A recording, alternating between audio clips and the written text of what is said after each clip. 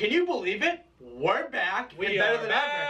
ever. This is the longest run without seeing these beautiful faces in front of you. It's been like 3 fucking weeks. We're back. So, we're starting off today hot and heavy.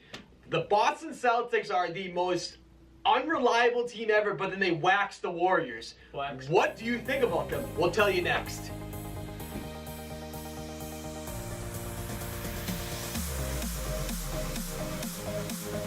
We're back, better than ever. DSD, DFD, and DBD. We're all back and better than ever. I know you guys haven't seen this in a while, but you must be excited because we're here and ready to go. We've missed you. I know. I'm sure you've missed us. I really missed them. I did too. Yeah. We're back. Okay, so we're Celtics fans. We're going to straightforward tell you that.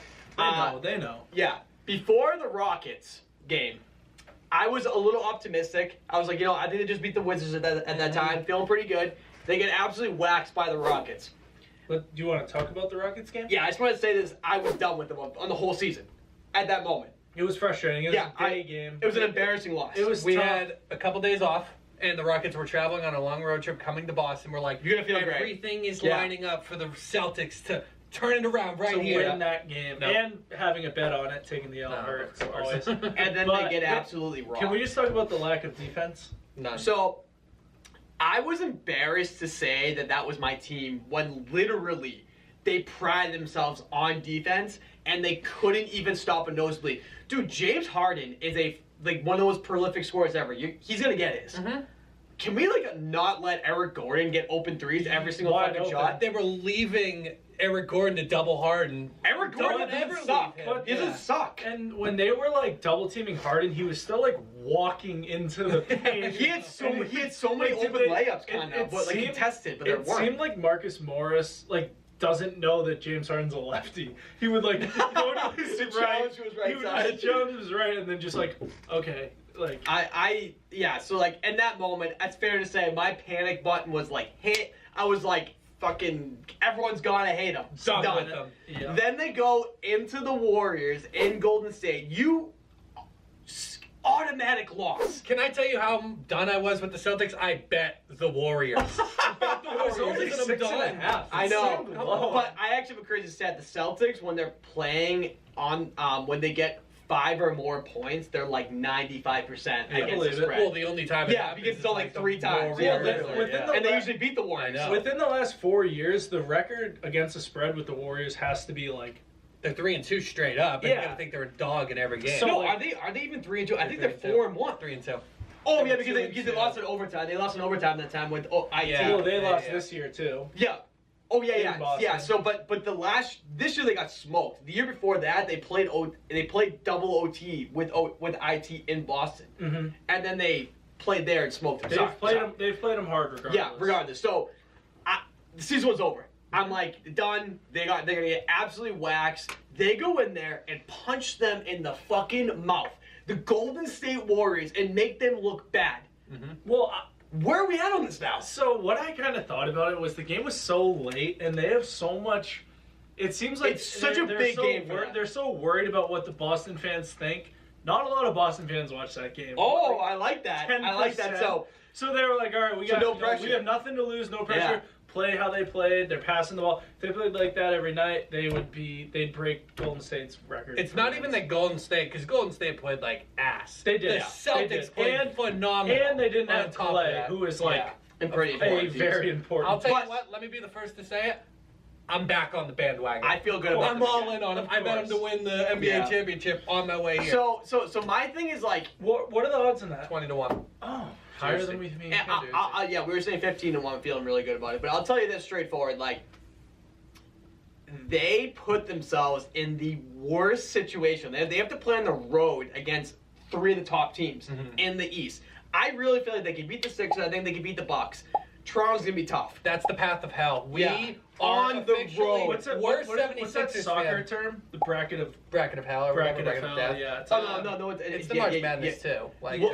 Side of death, but we are Sixers fans. Anything that we can do to get Indiana out of the 3 is what we need. Whether it's us or it's so they have to play each other. So we only have to beat one of them. We don't want to have to beat the 76ers, the Bucks, and the Raptors. If we're the 4 and 76ers are the 5, or vice versa, that's the matchup we're gonna have to do. I would love to play the Pacers. It's just kind of awesome. An easy round.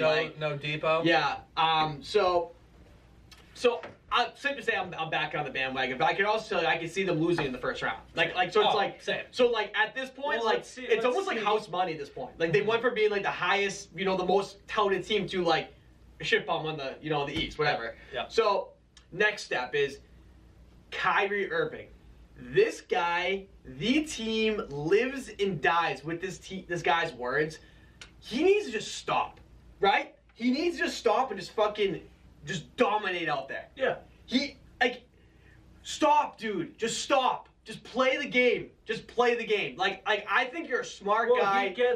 He gets caught in his own words so many times. The media, though, is to blame. They only talk to him. Yeah, but they bait him. But he's still. Like, I'm not even saying, dude. It's gonna be so annoying to be Kyrie Irving to get all these questions all the time. But bro, you can't say that you don't want to be famous when you're wearing a fucking Uncle Drew hat.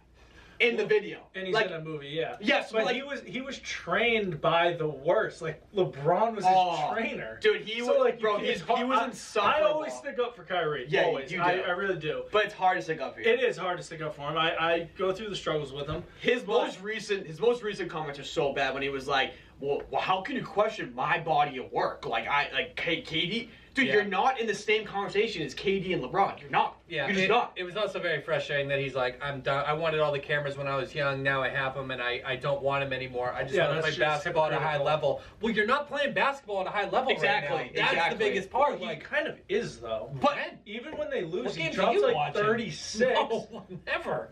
Look at his last 5 games. I bet you he hasn't dropped 35 and keep talking. I'll read you Kyrie's last 5 games. Let's hear it. He had a good game last night. Yeah. So we just checked. So I'll go over the stats. Golden State 19, 5 and 11. I mean that's keep going. Okay. He didn't play the fourth. Houston 24, 9 and 6. They lost. They lost. Blowout. Washington 13, 6 and 12. But like everyone dominated that game. It's really hard to. Portland 31, 5 and 3. But they lost. Like so I see what you're both saying. You're saying that like he's Kyrie Irving, and you're also just saying that you're good enough to be doing what you're doing. Just shut up and play. Like what do you want Kyrie Irving? Like what do you want out of him? What's playing basketball at a high level? He needs to be taking the most shots every single night. I agree. Every night, and he's not. But okay, that's hard though because then everyone's like, they have such. Nobody can't be worrying about the other guy's egos. But that's kind of how the Celtics seem like they can run, where he takes 15 shots like last night. Mm-hmm. That might be a good number. And then when the other people are making those shots, but they're not making them. I'm saying if Gordon Hayward's playing like he was last night, and he's actually cutting and doing things, and he's another superstar. You remember that GIF when Kyrie and Gordon Hayward look at each other and smile? That's kind of what we're kind of basing the season off of. Great transition.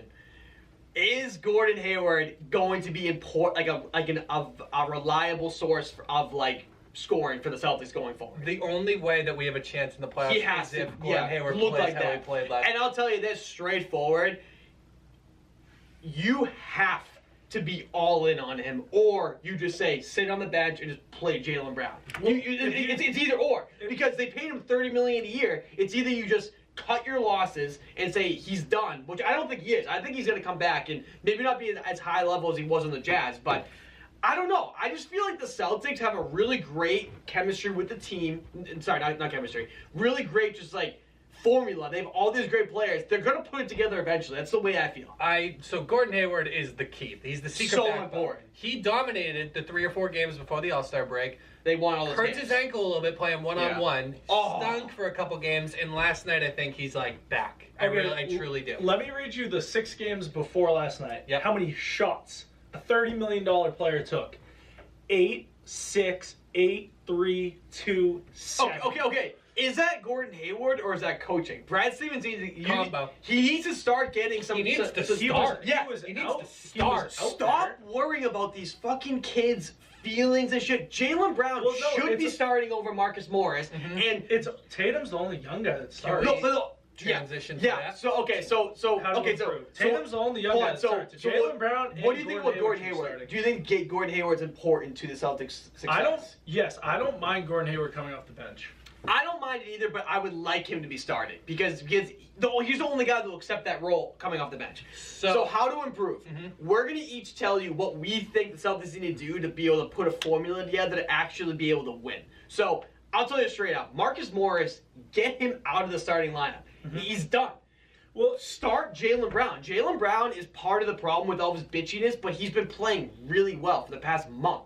Brad, play the guys that are playing well. Don't worry about the veterans. I like it. Jaylen Brown has so much energy every single night. Yeah, he plays and Marcus Morris can play well. You just kind of need to, throw him out of the starting lineup. But he's a role player. No, I know, but I'm saying Morris, I'm fine with if you that. sit Morris and have him come off the bench, he'll kind of learn and he'll be like, okay, I got to start playing better. I'm not just going to start every night. So I think that will help. Terry also, too. He sucks. Aaron Baines should be starting every single game. And I don't think Horford's like banged up. So like, or like 25 minutes a night. But dude, he plays so. Just having Baines on the court, he doesn't even do anything necessarily for scoring. Just having him there makes a big difference because no one's gonna drive down the hole. He fucking jumps up and tries to block everybody. I feel really good about him. I really do. They really missed him. If you put Baines and Marcus Smart out there, but like a smart Marcus Smart, not like the one that fires like 12 threes. Yeah. Put those two out there with any mix of Hayward, Morris, he's not a problem. Brown, Smart's not the problem. No. Marcus Morris didn't start to start the year, and then he shot 45% from three. You got to start him. He's on fire. Now he's back to his normal self. He's not a good three-point shooter. You need to take him out now. And he takes stupid shots. Really well. He always takes contested threes, which aggravate me. Yeah, but then he hits it sometimes. But so if you're the Celtics, you're gonna take out Marcus Morris and start who? I'm starting Gordon Hayward. Okay. I'm saying your 5 best players are your starting lineup. You go with your 5 best. I think Jaylen Brown fits better with the second lineup with that group. But the problem is that can he accept that role? I know, that's the problem. But you can't feed into these guys' ego. You need to control the ego, not feed into it. Well, that's the problem with Stevens because he's a little soft. He is soft. Like he's a great coach, but he's just like kind of like it's almost like he's afraid to upset people. I think you gotta have Horford play the 4 and Baines play the 5. You gotta play Baines because when Horford's the 5, not only does he always lose the tip, which doesn't really matter, but he can't defend a real big man. I'm gonna give a quick 30 seconds on he's like a sneaky good defender of Embiid, but just Embiid. I'll tell you this, that Baines would absolutely raw Cousins, I think. Yeah. Boogie Cousins just lowering the shoulder down.